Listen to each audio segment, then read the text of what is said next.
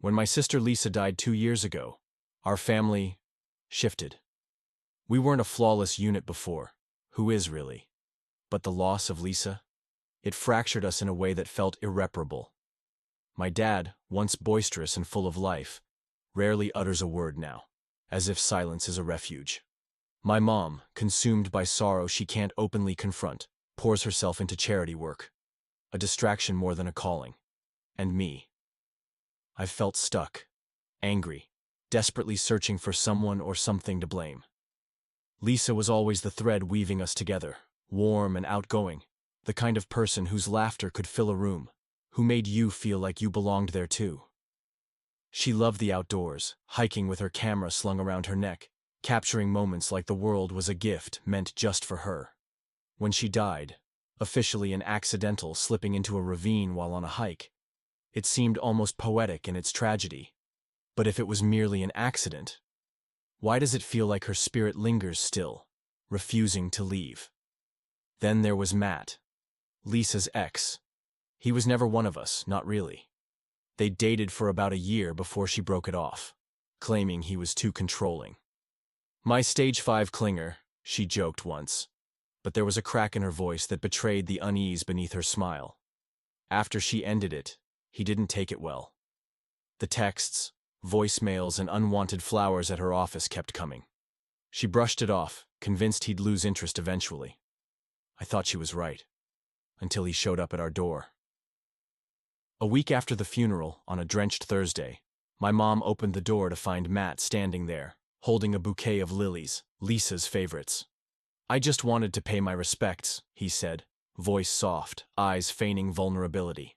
My mom, with her heart too tender and open, let him in. He sat on our couch, talking as if he held a more intimate understanding of Lisa than the family who'd loved her all her life. My dad said nothing, his silence a taut line. When Matt finally left, I confronted my mom. "Why did you let him in?" I asked, unable to mask my frustration. "He's grieving too," she replied softly. But it didn't feel like grief. It felt like a dark presence, shadowed and lurking. Over the following months, Matt appeared unbidden at family gatherings, barbecues, holiday dinners, even my dad's birthday. His excuses grew thinner each time. "Your mom said it was okay," or "Lisa would have wanted me here." My parents, numbed by grief, let it slip through. "It's harmless," my mom insisted. "He just misses her." But it was anything but. Gradually, his casual questioning became too probing, carrying an unsettling weight. Last Christmas, he cornered me in the kitchen, leaning too close against the counter. "She was different with me, you know," he said casually, almost fondly. I stiffened. "What does that mean?" His thin smile widened, chilling me. "She shared thoughts with me that no one else knew." "Like what?" His voice dropped, conspiratorial. "Like how she wasn't afraid to die." That night, as the shadows grew longer, I found myself rifling through Lisa's journals. She was one to scribble everything down, from heartfelt thoughts to mundane grocery lists. Most entries were ordinary, until I stumbled upon one that wasn't. "I think Matt's been following me," she'd written. "He keeps texting. Says he knows something I don't. I can't shake this feeling." I showed the entry to my mom, but she dismissed it as Lisa being dramatic. Lisa, who was never one to make light of her fears. In the days that followed, Matt's car became a familiar sight just down the street, as if biding its time. Did I imagine it? No. Deep inside, I knew he was not watching our family. He was watching me. Last week, at my dad's birthday, a gathering Matt was inevitably drawn to, he gifted a book about hiking trails, claiming Lisa would have chosen it. It was the last straw that broke my composure. Outside, away from prying parental eyes, I confronted him. "What are you doing here?" I demanded, furious, my frustrations bubbling over. His grin was unfazed. "Paying my respects. Lisa broke up with you. She wanted you out of her life. Why can't you let her go?" For a moment his expression darkened. "She told you that?" "Yes." My voice lacked its usual conviction. He stepped closer, his voice a conspiratorial whisper. She confided things to me too, things she shared with no one else. The air felt suddenly colder, more threatening. I was there, on the trail. His words sucked the breath from my lungs. I was dumbfounded. What? She didn't just slip, he continued, detached and eerily calm. She looked at me and asked me to let her go. Horror clenched my stomach. You're lying! The smile faded, replaced by an unsettling curiosity. Am I? Ask yourself, if she slipped, why didn't she scream? I reported him that night, my story spilling from my lips to the police. But when they reached his apartment, nothing. It was like he'd evaporated, leaving no trace behind. A week has passed. I haven't told my parents what he said. I can't bear to. Instead, I sweep my home each night, tightening locks, clutching my phone with eyes peeled wide until sleep forces them shut. Last night, seeking some sort of closure, perhaps, I returned to Lisa's journals. I needed answers. But on the last page, blank before, a new message awaited, scrawled in jagged, unfamiliar ink. He's not watching. He's inside.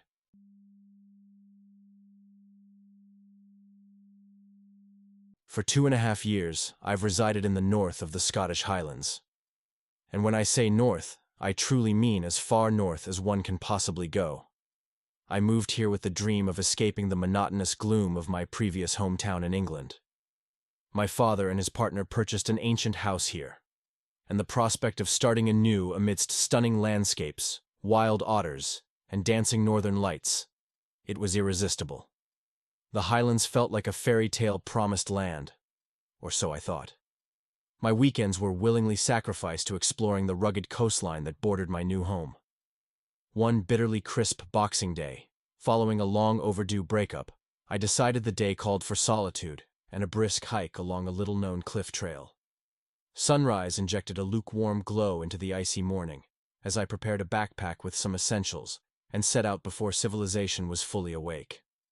By late afternoon, I had ventured further than I had planned, wandering into the remnants of an abandoned port settlement. Stone houses scattered the landscape like forgotten memories, and a crumbling round tower loomed over them, a forgotten sentinel of a bygone era, now reduced to a mere tourist curiosity. Despite the eerie stillness, there was a haunting beauty to the place, the sensation that roots stretched beneath the very soil, whispering forgotten tales to those who dared linger. Drawing nearer to the cliffs, ever beckoning with their majestic solitude, the daylight dwindled faster than anticipated. My legs ached, protesting every step, and the cliffs across the bay seemed to retreat into the darkening horizon. Stubbornness battled with common sense. Eventually, pragmatism won. I needed to head back before the night fully claimed the path, and potentially the tide stole any chance of returning safely. And so, reluctantly, I reversed course through the ghostly settlement, where shadows sharpened and every window seemed ready to unveil hidden horrors.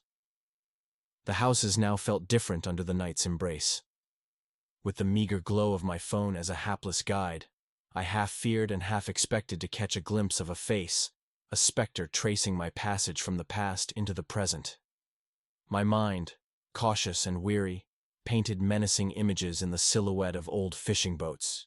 They loomed like forgotten apparitions, stripped of color and purpose, yet laden with unease. Then, I wasn't alone. A rumble disturbed the illusion of solitude.